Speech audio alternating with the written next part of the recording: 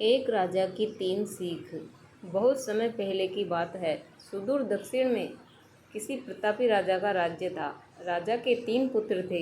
एक दिन राजा के मन में आया कि पुत्रों को कुछ ऐसी शिक्षा दी जाए कि समय आने पर वो राजकाज संभाल सके।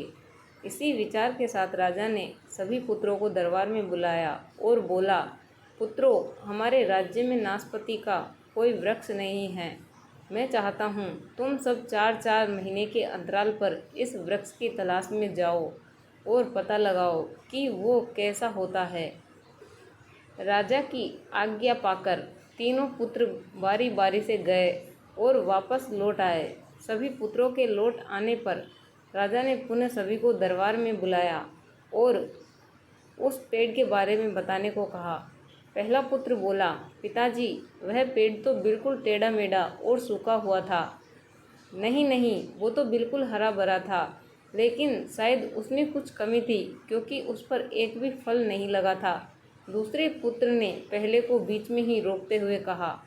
फिर तीसरा पुत्र बोला, भैया, लगता है आप भी कोई गलत पेड़ देख आए, क्योंकि मैंने सचमुच नाशपाती का पेड़ देखा।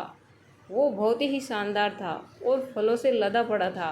और तीनों पुत्र अपनी अपनी बात को लेकर आपस में विवाद करने लगे कि तभी राजा अपने सिंहासन से उठे और बोले, पुत्रों, तुम्हें आपस में बहस करने की कोई आवश्यकता नहीं है।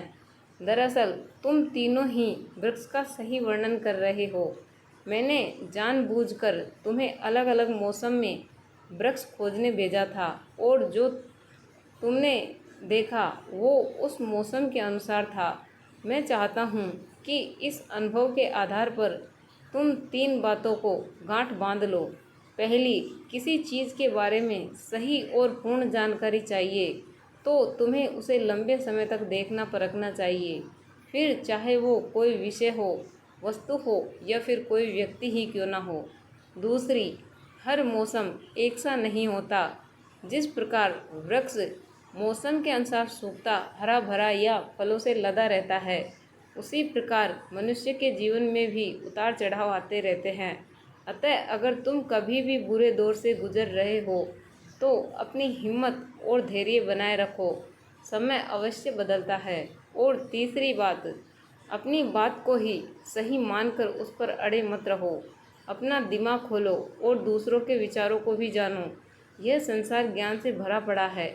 चाहकर भी तुम अकेले सारा ज्ञान अर्जित नहीं कर सकते।